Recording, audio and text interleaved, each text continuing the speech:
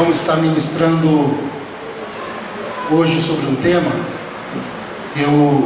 Na verdade, eu ministrei sobre esse tema ontem e fiquei com essa palavra ardendo, obrigado, com essa palavra queimando no meu coração, pastor, de forma que eu não consegui pensar em outra coisa. Eu falei, eu creio que Deus quer falar com a igreja dele com essa palavra. O tema que nós vamos ministrar, não apareceu aqui ainda, é sobre vencendo as crises. Porque, irmãos, crises aparecem na vida de todos. Nós temos visto na imprensa, nos jornais, só se fala de crise, né? Só se fala de crise. A imprensa tem alardeado aí que temos 13 milhões de desempregados no nosso país. E às vezes eu tenho até a impressão de que eles ficam torcendo para dar errado, para o governo dar errado, como se nós não estivéssemos todos no mesmo barco. E só se fala em crise, só se fala em dificuldades, só se fala em desmandos, em que o governo não está conseguindo acertar as coisas. E há uma luta, há uma guerra espiritual, porque na ótica de alguns existe uma crise profunda, na ótica de outros há apenas algumas dificuldades que logo serão resolvidas, e eu acredito que nós, como povo de Deus, temos que crer nisso, porque nós temos orado. A igreja do Senhor tem orado pelo país, pelo governo.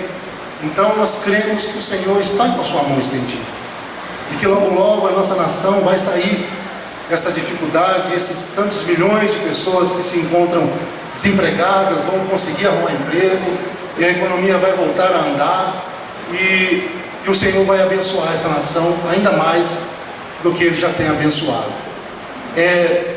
Às vezes as crises, irmãos, que nos assolam, elas são pessoais. Muitas vezes não é uma crise na nação, às vezes não é uma crise nacional, às vezes é uma crise nossa, pessoal. Talvez você esteja com uma situação até boa à sua volta, de repente, a igreja onde você congrega, o país, talvez até esteja numa situação boa, mas de repente você não está bem, o seu coração não está bem. Essa crise nós chamamos de crise de fé, que muitas vezes vem acompanhada de uma ansiedade quanto às promessas de Deus, quanto ao Senhor responder às nossas orações, e nós ficamos questionando: poxa, eu tenho feito tudo certo, tenho buscado ao Senhor, por que não acontece? Por que a resposta não vem? Por que aquilo que eu tenho pedido não anda da forma que eu gostaria de andar? E isso muitas vezes pode trazer crise ao nosso coração. Nós vamos ler um texto, irmãos, lá em Reis, capítulo de número 17. Quem tiver com a sua Bíblia, por favor, abra. 1 Reis, capítulo 17, que é um texto que fala sobre crise. É um texto que fala sobre crise, sobre um período em que a nação de Israel viveu em crise, e um período também em que um profeta, um homem de Deus, experimentou também uma profunda crise na sua vida, no seu ministério. Todos acharam? 1 Reis, capítulo 17. Nós vamos ler o capítulo todo, tá, irmãos? Do capítulo verso 1 até o 24.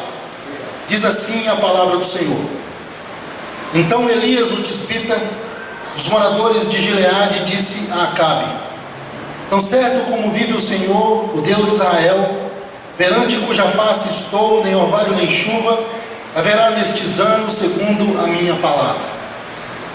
Veio-lhe a palavra do Senhor, dizendo: Retira-te daqui e vai para o lado oriental, esconde-te junto à torrente de Querite, fronteira do Jordão.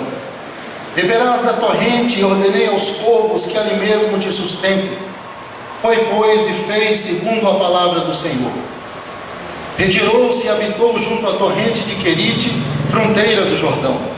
Os corvos lhe traziam pela manhã pão e carne, como também pão e carne ao anoitecer, e bebia da torrente.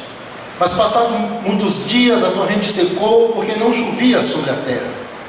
Então lhe veio a palavra do Senhor, dizendo: dispõe-te e vai a Sarepta, que pertence a Sidom, e demora ali onde ordenei uma mulher viúva que lhe dê comida. Então ele se levantou e foi a Sarepta. Chegando à porta da cidade, estava ali uma mulher viúva apanhando a lenha. Ele a chamou e lhe disse: traze-me, peço-te, uma vasilha de água para eu beber. Indo ela a buscá-la, ele a chamou e lhe disse: traze-me também um bocado de pão na tua mão.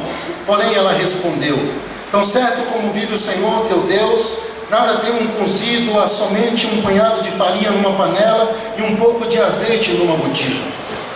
E vês aqui, apanhei 2 cavacos e vou preparar este resto de comida para mim e para meu filho, comeremos e morreremos.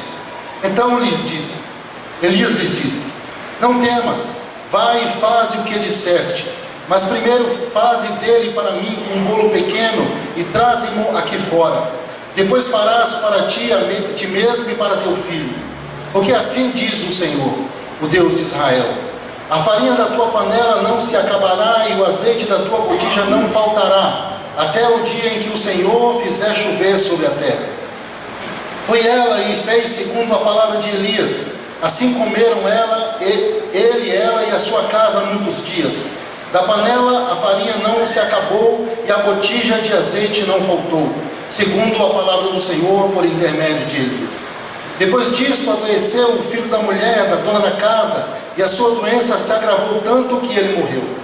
Então disse ela a Elias: que fiz eu, ó homem de Deus?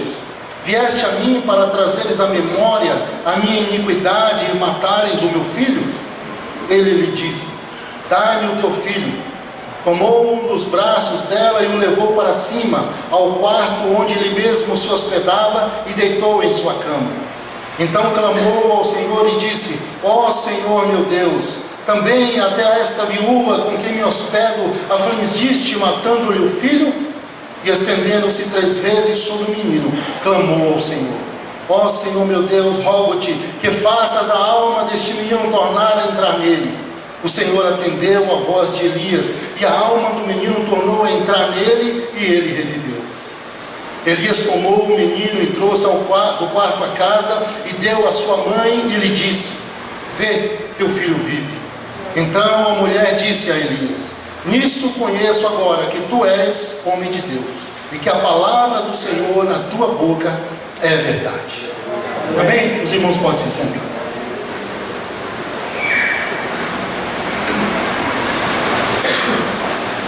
Meus irmãos, durante o período do profeta Elias, a nação de Israel havia virado as costas para o seu Deus, ido adorar Baal, Deus das nações vizinhas, Deus que na verdade não era Deus, apenas uma imagem de escultura.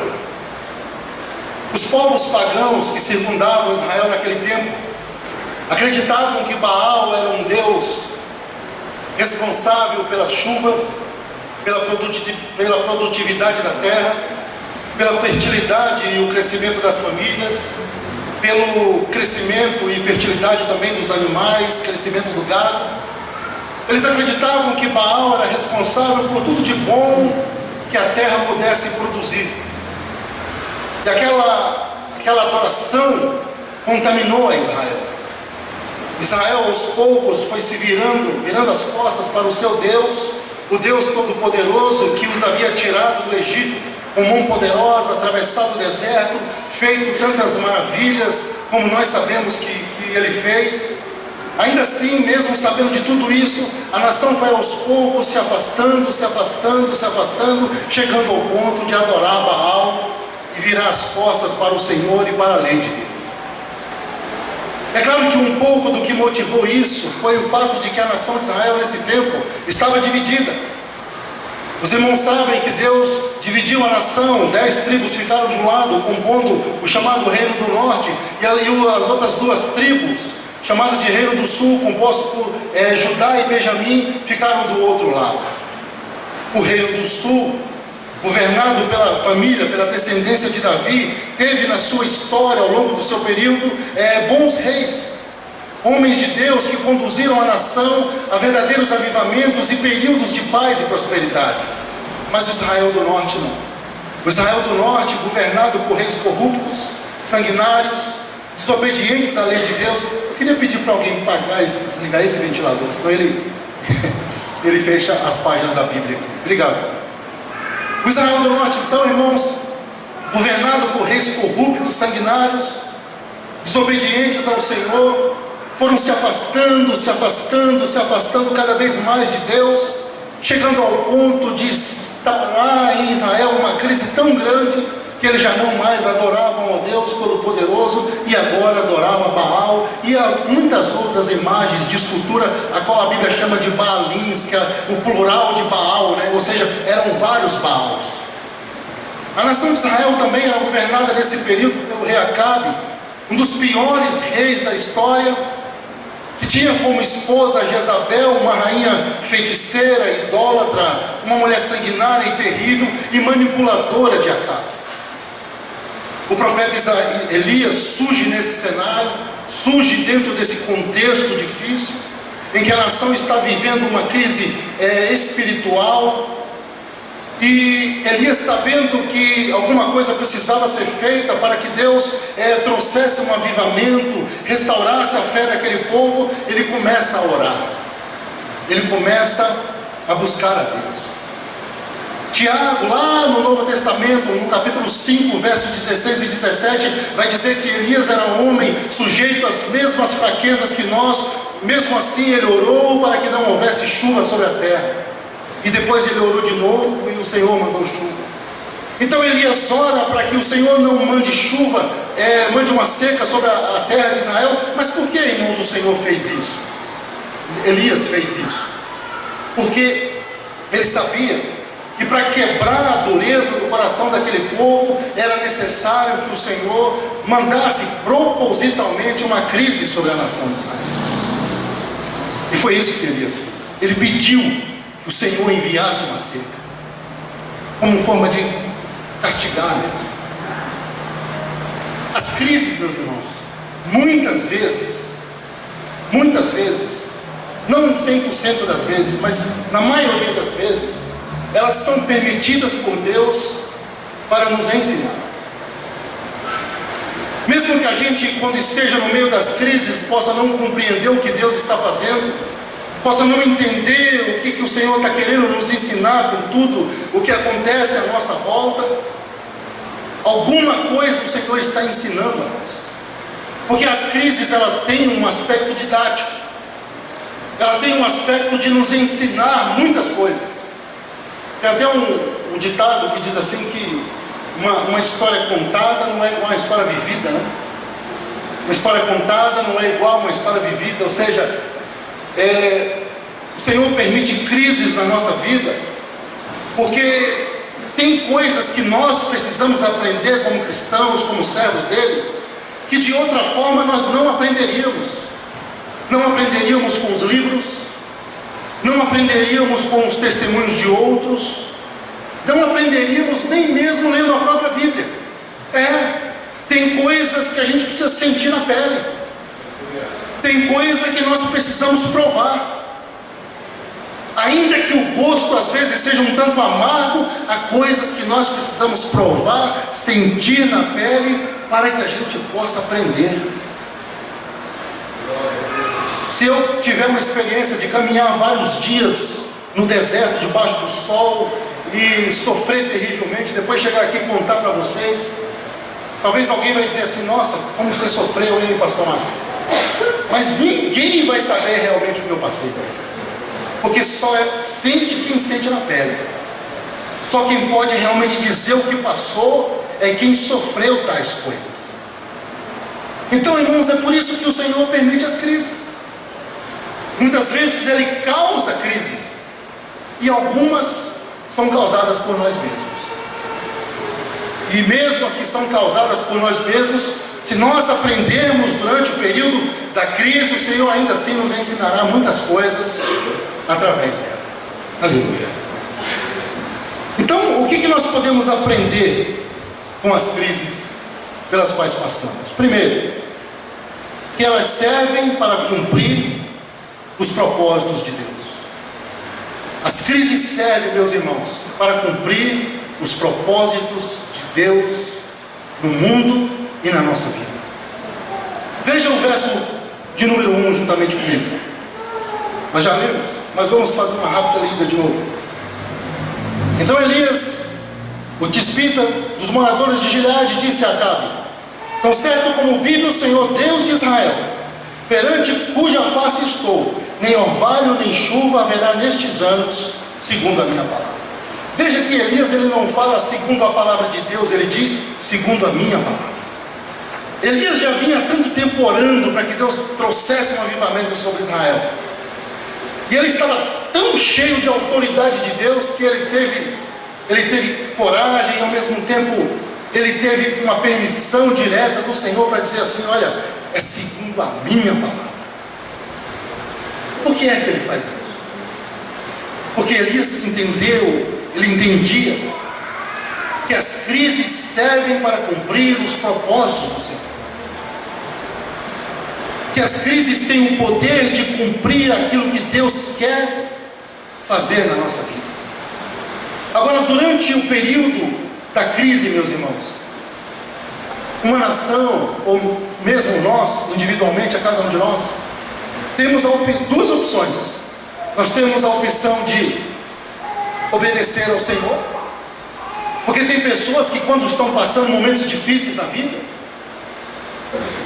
tem aquela atitude de olhar para o problema, para a dificuldade, seja a enfermidade de um filho, ou mesmo uma doença grave no seu corpo, coisas mil ruins que podem acontecer. Há algumas pessoas que, quando passam por tudo isso, olham assim e dizem: não, eu preciso buscar mais a Deus, eu preciso me santificar mais, eu preciso servir melhor ao Senhor, eu preciso consertar algumas áreas da minha vida, eu preciso restaurar o meu altar, eu preciso de restauração na minha casa, no meu casamento, na minha vida de modo geral. Mas existem aqueles também que, quando passam por dificuldades, sofrimentos, lutas, crises, muitas vezes causadas por eles mesmos, tomam uma atitude totalmente oposta. Alguns olham assim e dizem: não está adiantando mesmo ser crente, não está adiantando mesmo ir na igreja, eu oro, mas Deus não responde. E começa a usar essas coisas como desculpa para se afastar do Senhor, se afastar da igreja e se afastar das coisas de Deus. Então, as crises, elas servem para cumprir o propósito de Deus, mas dependendo das escolhas que nós fazemos, porque eu creio num Deus que é soberano, porém Ele exerce a sua soberania, dando a nós uma certa liberdade para nós agirmos dentro de um perímetro estabelecido por Ele. Então, dependendo das escolhas que nós fazemos, meus irmãos, nós podemos nos atolar ainda mais na lama, ou nós podemos passar logo pela crise, sendo vitoriosos e glorificando ao Senhor. Então depende muito das nossas escolhas. O apóstolo Pedro, na sua carta, no capítulo 4, versículo 14 e 16, ele disse assim: se vocês são insultados por causa do nome de Cristo, felizes são vocês, pois o Espírito da glória, o Espírito de Deus repousa sobre vós. Se alguém de vós sofre, que não seja como assassino, ladrão, criminoso, ou como quem se intromete em negócios alheios. Contudo, se sofre como cristão, não se envergonhe, mas glorifique a Deus por meio desse nome. Então, se nós passamos por crises e temos consciência de que a crise que nós passamos não foi causada por nós mesmos, sabe o que nós temos que fazer, irmãos? Suportar, aguentar o tranco. Eu acredito até, eu vou dizer uma coisa para vocês, eu acredito até que a fé é algo que, muito mais do que algo que eu tenho, do que um dom que eu tenho, porque a Bíblia fala do dom de fé, é muito mais do que um dom que eu possa ter, que eu possa de alguma forma produzir milagres. Muito mais do que isso, a fé é algo que nos ensina a suportar, a aguentar o tranco, a aguentar o período das crises, sabendo que logo vai passar. Aleluia. Mas talvez alguém que me ouça aqui nessa noite pode dizer assim: mas pastor, e se eu estou no meio de uma crise e tenho consciência de que essa crise, eu entrei nela por escolhas erradas, mal feitas que eu fiz, o que eu faço então, pastor? Eu digo a você, meu irmão, minha irmã que está aqui nessa noite, se você se encontra nessa situação, saiba que o simples entendimento, a simples consciência de que você entrou nessa crise por escolhas próprias, se você pelo menos entendeu isso, então saiba que o Senhor é contigo. Saiba que Ele vai te ajudar, mesmo você tendo entrado nessas crises com as suas próprias pernas. Porque no final de tudo, o que o Senhor deseja para a nossa vida é que a gente aprenda. E no final de tudo, sabe o que diz a palavra? Que todas as coisas, não é uma parte sim, outras não, mas todas as coisas cooperam para o bem daqueles que amam a Deus e que andam segundo os seus propósitos. Então, se você hoje entendeu que a crise a qual você vive na sua casa é por causa de escolhas erradas que você fez, mas se você realmente compreendeu isso, aguenta um pouquinho só, porque o Senhor irá te socorrer, Ele irá segurar em tuas mãos, Ele abençoará a sua casa e Ele prosperará a sua vida. Aleluia. Louvado seja o nome do Senhor.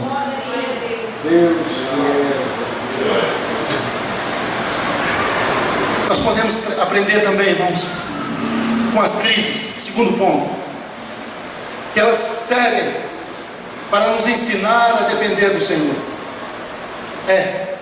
As crises, elas servem para nos ensinar o que significa dependência de Deus. Acompanhe comigo o verso de número 3, a partir do 3. A partir do 2, fica melhor. Veio-lhe a palavra do Senhor dizendo: retira-te daqui e vai para o lado oriental, esconde-te junto à torrente de Querite, fronteira do Jordão. Beberás da torrente, e ordenei aos corvos que ali mesmo te sustentem. Foi, pois, e foi segundo a palavra do Senhor. Retirou-se e habitou junto à torrente de Querite, fronteira do Jordão.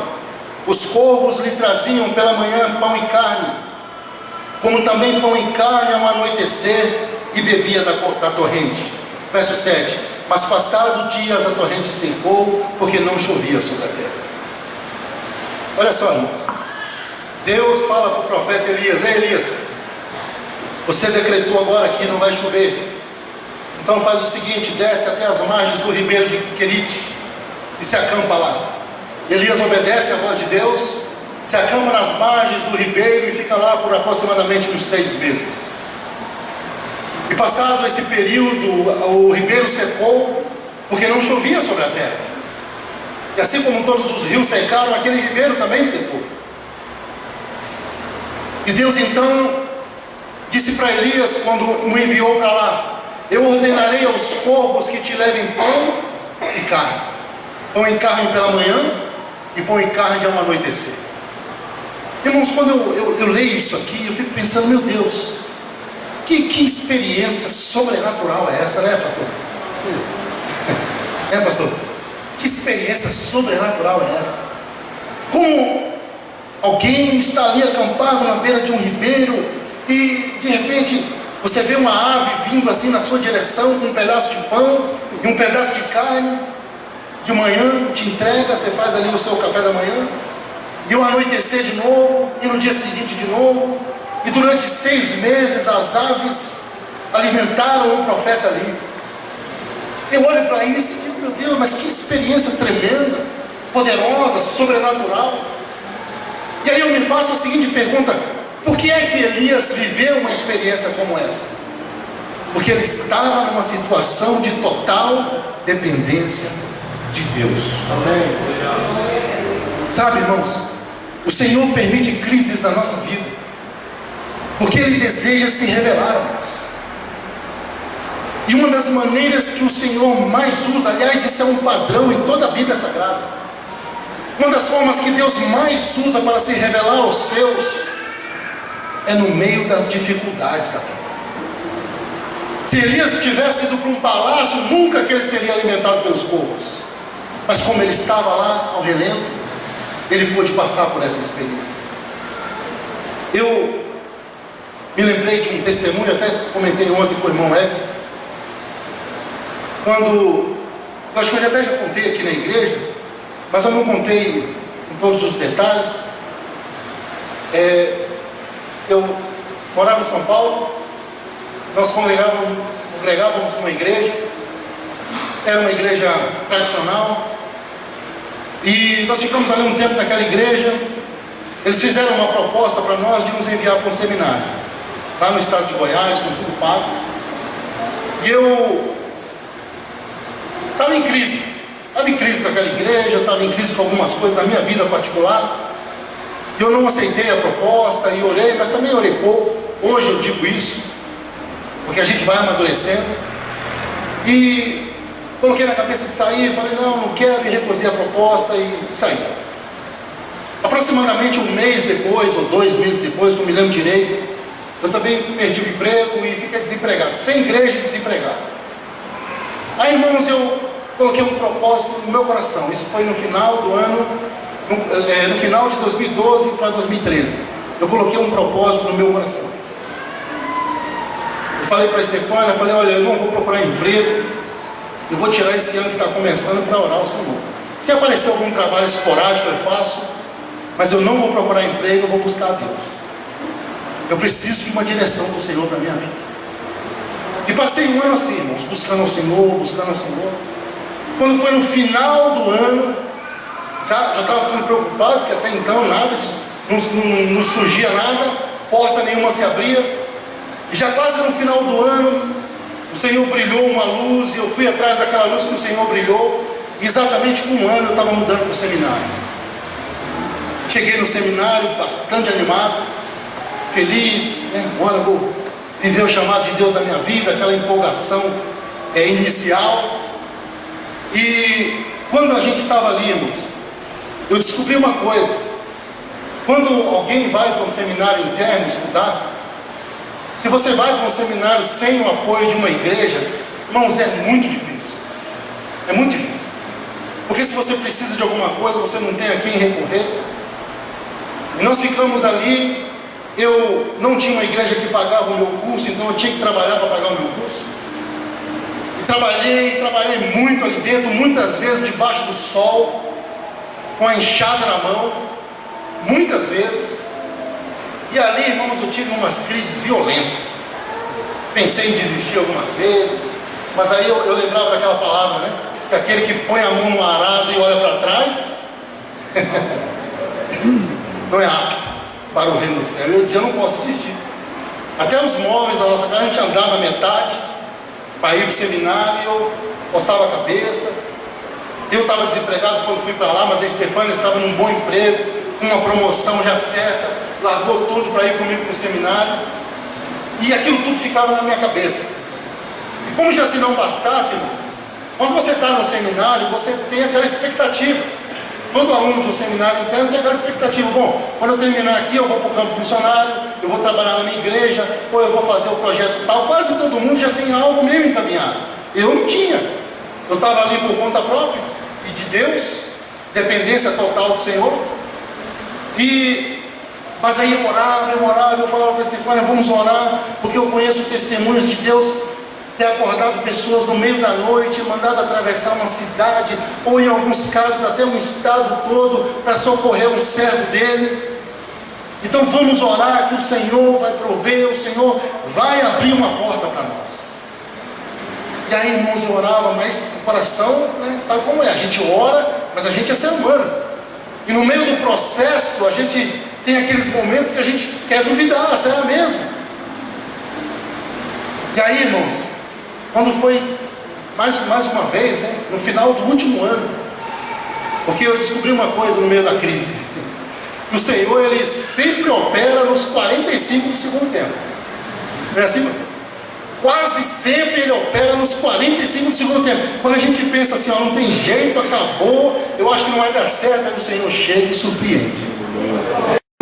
E quando foi já no finalzinho do ano, um belo dia, eu estava descendo para o devocional lá no seminário, que todo dia tinha uns devocionais antes das aulas, e o pastor, que era o diretor do seminário, estava falando com a Estefânia, eu fui passando perto, escutei ele falando assim: olha, ontem uma igreja me ligou aí lá na cidade tal, e eles estão precisando de um casal como vocês lá, assim, assim. Irmãos, quando eu vi aquilo, eu fiquei numa alegria tão grande que eu entrei lá no seminário. Eu entrei lá no auditório e eu queria pular, eu queria glorificar a Deus, mas fiquei me contendo ali, porque eu não podia fazer aquilo naquele momento, né? E aquela alegria tremenda, irmãos, encheu o meu coração ali, sabe por quê? Porque eu vi Deus respondendo às orações. Aleluia!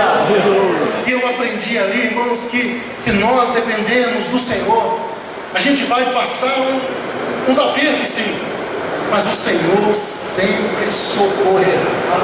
Aleluia! E o motivo pelo qual Ele permite as crises na nossa vida é porque Ele deseja ensinar para mim e para vocês a depender dEle. Aleluia.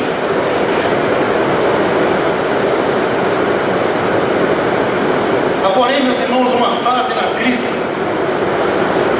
há um período na crise, melhor dizendo, que as crises, elas mudam de fase, elas vão mudando.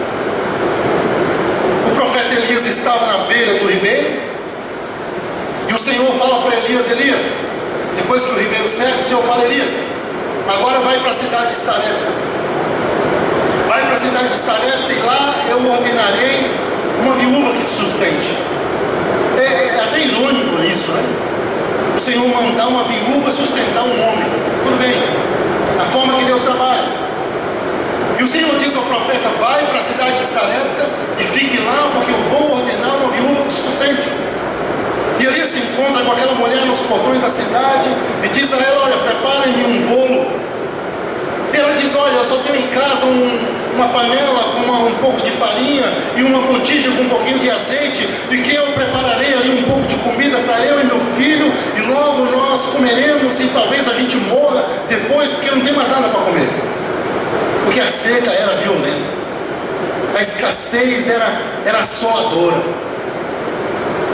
E o profeta, mas mesmo assim ela obedece a voz do profeta, traz para ele aquela comida, aquele bolo. O profeta come, e depois que ele se alimenta, ele olha para ela e diz: olha, não temas, mulher, porque da tua panela a farinha não faltará, e da tua botija o azeite também não vai secar.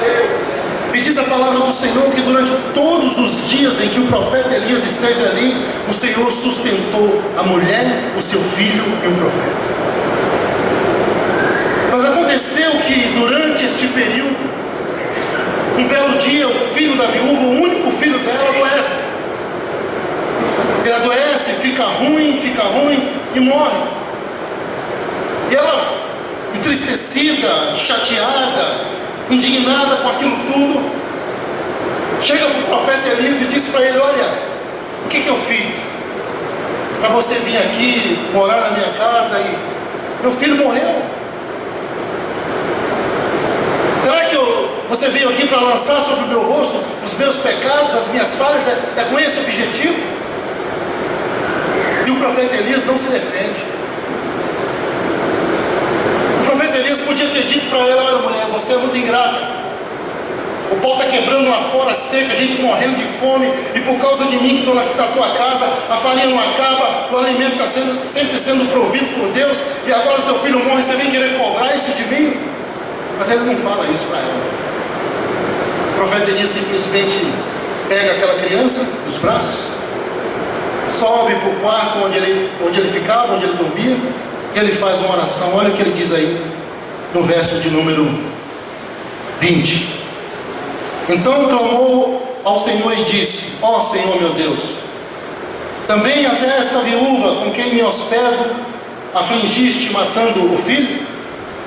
Estendendo-se 3 vezes sobre o menino, clamou ao Senhor e disse: ó Senhor meu Deus, rogo-te que faças a alma deste menino tornar a entrar nele. O Senhor atendeu a voz de Elias, e a alma do menino tornou a entrar nele, e ele reviveu. Aleluia. Sabe o que Elias está pedindo aqui para o Senhor, irmãos?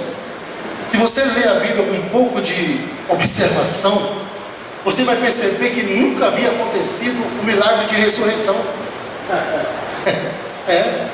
Ainda não havia ninguém ressuscitado até aquele momento. Nem Moisés, nem o grande Moisés nunca tinha tinha ressuscitado ninguém.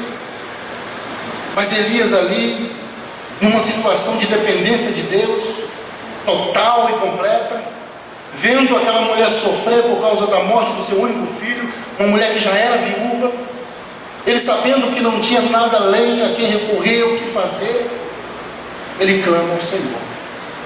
E o Senhor responde à oração de Elias, e num milagre inédito devolve a vida para o mundo. Glória a Deus. Eu ouvi um testemunho de um casal, há algum tempo, não faz muito tempo isso não, coisa de uns 3, 4 anos atrás. O casal foi trabalhar na África como missionários, numa região muito difícil, que é bem comum por lá. E eles, uma certa noite, viram que o filho deles estava doente, passando mal, a criança estava vermelha, e eles, observando o corpo da criança, viram que tinha algo como uma picada de inseto. E eles não sabiam nem que inseto era que tinha picado o menino, porque não conseguiram achar dentro de casa. E era já tarde da noite. Eu não me lembro se eles não tinham carro para sair dali, ou se era porque era muito longe, ou o lugar era perigoso. Eu não lembro de muitos detalhes. Eu sei que eles não podiam sair da onde eles estavam para levar a criança para o hospital. Era impossível. Naquele contexto, era impossível fazer isso. E aquele casal contou que eles, depois de fazer tudo o que eles podiam fazer, e a criança já passando mal, eles deram as mãos ali e fizeram uma oração e disseram: Senhor, nós não temos ninguém a quem recorrer, nós só temos o Senhor, nós só temos a Ti, e nós entregamos a vida do nosso filho nas Tuas mãos. E ali eles oraram e falaram: olha, vamos confiar em Deus, e foram dormir. E quando eles acordaram de manhã cedo, a criança já não tinha mais nada. O Senhor havia curado. Aleluia. Sabe, irmãos, essas experiências só é possível na nossa vida se nós estivermos dependendo de Deus. Se nós estivermos com a nossa vida numa total dependência de Deus. Talvez você possa pensar: mas pastor, eu não sou missionário, eu não estou no campo, eu não estou num lugar difícil. Mas mesmo assim você pode viver uma situação de dependência de Deus. Aliás, eu penso que o motivo pelo qual muitos crentes não progridem na sua vida espiritual, sabe por quê? Porque nunca tiveram uma verdadeira experiência com Deus. Mas eu quero dizer a você que está aqui nessa noite, que talvez esteja incluído no meio desses: busque uma experiência com Deus na sua vida. E você nunca mais precisará de amuletos. Nunca mais você precisará que alguém fique te motivando toda semana para você ir. Porque o Senhor vai encher o seu coração de forma tão poderosa que você se tornará uma outra pessoa e servirá a Ele da melhor maneira possível. Aleluia. Aleluia. Louvado seja o nome do Senhor. O Senhor deseja, meus irmãos, mostrar para nós um pouco da glória dele, porque ele não mudou. O profeta Elias, depois desse período aqui, o Senhor vem ao profeta e diz: olha, Elias, agora vai apresentar-se a Acabe, porque eu enviarei chuva sobre a terra. Elias se apresenta a Acabe, e Acabe nervoso, porque já tinha caçado Elias para todo lado, porque na mente ímpia de Acabe, ele achava que Elias tinha feito aquilo tudo, aquela seca, por alguma espécie de maldade do coração de Elias. Então ele persegue Elias por toda a terra, e quando ele encontra Elias, ele diz assim: olha, é você o perturbador de Israel? E Elias diz: não, não sou eu. O perturbador de Israel é você e a tua família, que fizeram com que toda a nação virasse as costas para o Senhor e fosse adorar a Baal. Contudo, agora reúne todo o povo, reúne toda a nação de Israel em cima do Monte Carmelo. E Elias e Acabe reúne o povo em cima do Monte Carmelo. E na hora do desafio, Elias também diz a ele: olha, reúna também os 450 profetas de Baal e os 450 profetas do poste ídolo, num total de 900 profetas, não, sacerdotes, num total de 900 sacerdotes ali, e mais todo o povo, todo Israel. Elias chega diante deles e propõe um desafio. Ele diz: olha, vamos construir aqui um altar. Eles constroem o altar, E ele diz: agora vamos, tragam 2 novilhos. Eles trazem os 2 novilhos. E Elias diz: olha, façamos o seguinte, nós vamos colocar o altar em cima do novilho, em cima do altar, e vamos orar, cada um ao seu Deus. Eu oro ao Deus Todo-Poderoso do céu, e vocês oram a Baal. E qual Deus for o verdadeiro vai responder com fogo, e vai queimar a lenha e o holocausto. E o povo diz: boa esta palavra. O desafio estava proposto, o altar estava montado, e os profetas de Baal começam de manhã cedo a orar, a clamar a Baal e dizer: Baal, responde, Baal, socorre-nos, envia fogo do céu, Baal. E eles vão orando, e vão orando, e vão orando. E quando chega por volta do meio-dia, o profeta Elias começa a zombar deles, e começa a dizer: ora mais alto. Talvez Baal esteja de férias, talvez Baal esteja dormindo, ou talvez ele tenha saído e esteja muito ocupado, sabe, porque ele é Deus, né? Ironizando eles, ele é Deus. Talvez ele esteja fazendo muitas coisas, muito ocupado, então clame mais alto. E diz o texto que eles foram clamando, quando chegou já no cair da tarde, que eles viam que Baal não estava respondendo, começaram a retalhar os seus corpos, como era de costume, eles fazerem seus rituais, e retalhavam os seus corpos, derramando sangue ali, para que Baal respondesse às suas orações. E nada de fogo, nada de Baal responder, porque afinal de contas Baal não existia, era apenas uma imagem de escultura, que no máximo tinha por trás de si algum demônio, que operava algum milagrezinho de vez em quando para manter o povo na cegueira espiritual. O profeta Elias então restaura o altar do Senhor, pega 12 pedras, coloca as pedras em volta do altar, representando cada um o número das tribos de Israel, pega o outro novilho, corta em partes, ajeita a lenha, coloca em cima,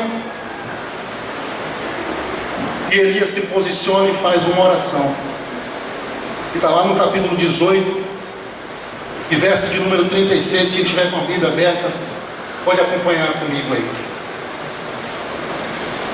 A partir do verso 36, diz assim: e no devido tempo, para se apresentar a oferta de manjares, aproximou-se o profeta Elias e disse: ó Senhor, Deus de Abraão, de Isaque e de Israel, fique hoje sabido que tu és Deus em Israel, e que eu sou teu servo, e que segundo a tua palavra fiz todas essas coisas.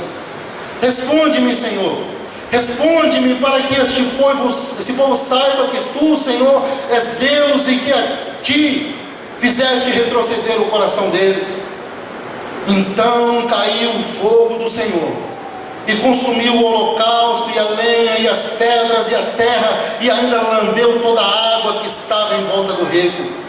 E que vendo todo o povo, caiu de rosto em terra e disse: só o Senhor é Deus, só o Senhor é Deus, só o Senhor é Deus. Mas sabe, irmãos, depois de um milagre tremendo desse, o profeta Elias, ele pensou assim: bom, agora o povo vai se arrepender. O rei Acabe, Jezabel, agora vai todo mundo se converter, vai se tornar tudo crente. Lê do engano. Ele ouve dizer: olha, Acabe, Jezabel quer te matar. E ele sabia que a mulher era sanguinária, ele foge. Ele foge dela, foge de Israel, vai para o Monte Horebe e ali se abriga numa caverna. E ali Elias pede a morte. Ali ele começa a orar a Deus e dizer: Senhor, me mate, porque eu tenho sido zeloso para contigo, tenho orado por tantos anos para este povo ser avivado e voltar à obediência das tuas leis. Eu tenho clamado a ti, eu tenho obedecido a tua palavra, Senhor. Tudo que fiz, tudo que suportei, pelo amor ao teu nome, nada adiantou, então me mata. E diz a Bíblia que alguns fenômenos começaram a acontecer ali. Primeiro, houve um vento muito forte e as montanhas de pedra começaram a se fender. Depois houve também um terremoto. Depois também houve labaredas de fogo que passaram sobre aquele lugar onde Elias estava, próximo de onde Elias estava. E de repente Elias ouve e vê uma brisa suave. E quando ele vê a brisa suave, suave, ele sente que Deus está ali. E ele sai da caverna e cobre o seu rosto para não ver a Deus. E a voz do Senhor diz a Elias: o que fazes aí, Elias? Aleluia. E ele diz: ah, Senhor, só eu fiquei.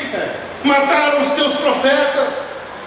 Olha tudo que eu fiz, Senhor, para que esse povo te obedecesse. Jezabel quer me matar, Acabe não muda o coração dele. Senhor, eu não quero mais viver, eu não quero mais ser profeta, eu não quero mais fazer a tua obra, eu desisto de tudo, Senhor. E aí o Senhor diz a Elias: ei, Elias, não, eu penso, colocando aqui com as minhas palavras, eu penso que o Senhor estava dizendo para Elias assim: olha, Elias, agora a crise mudou de fase, você está quase terminando, você está quase saindo dela, Elias. Sai daí, sai da caverna, vai agora e unge o próximo rei de Israel, unge também o próximo profeta em teu lugar. E você está pensando que você está sozinho? Você não está sozinho, Elias. Eu guardei mais 7.000 que não se curvaram perante Baal, e que a honra e a glória me deram durante toda a sua vida. Oh, aleluia. Sabe, meus irmãos, a crise, ela muda de fases, mas o Senhor deseja sempre, por meio delas, nos ensinar. Eu quero chamar o Ministério de Louvor aqui à frente. Nós iremos louvar uma canção. Aleluia. O Senhor deseja sempre cumprir através das crises os propósitos dele na nossa vida. Amém. O Senhor deseja nos levar a uma situação de dependência dele.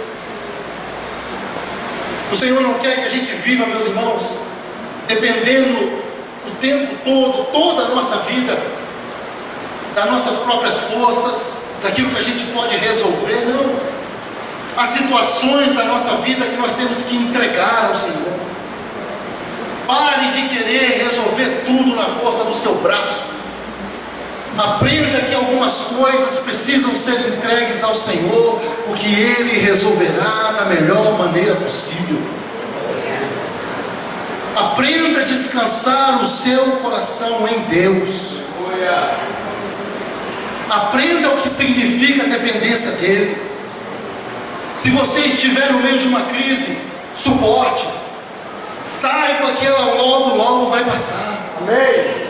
Saiba que o Senhor não tem prazer no sofrimento do justo, mas Ele usa o sofrimento para nos moldar, nos transformar e nos fazer melhores. Saiba que a crise, ela muda de fases, e muitas vezes quando nós pensamos que já passou, ela vem uma nova fase. Mas sabe o que tem de bom nisso? É que a cada fase que nós vamos passando no meio das crises, nós vamos aprendendo algo novo. Nós vamos adquirindo uma nova experiência. O Senhor vai nos fazendo cada vez mais maduros, mais crentes, mais espirituais, mais sábios, mais profundos dEle, na palavra dEle. Aleluia. Fique de pé nesse momento, meus queridos. Aleluia. O Senhor deseja nos ensinar. Antes do ministério começar a cantar a música, mas pode continuar tocando. Nós vamos orar neste momento. E eu quero fazer um rápido apelo aqui. Mas só você que diz assim: não, eu realmente estou no meio de uma crise, seja ela espiritual, familiar. Se você se encontra incluído neste grupo, vem aqui à frente. Só você que está no meio de uma crise. Não tenha vergonha, não tenha medo, não tenha receio. Nós estamos aqui com o coração aberto para orar junto com vocês. Pode vir aqui à frente, nós vamos orar neste momento. Eu quero orar pela sua vida, pela vida de vocês, pedir ao Senhor que, com isso que vocês estão passando, Ele ensine coisas a vocês que não teriam como vocês aprender de uma outra maneira. Vocês também precisam orar ao Senhor dessa forma: Senhor, com tudo isso que eu estou passando, eu quero aprender, eu quero melhorar, eu quero ser melhor, Senhor, do que eu tenho sido até aqui. Aleluia.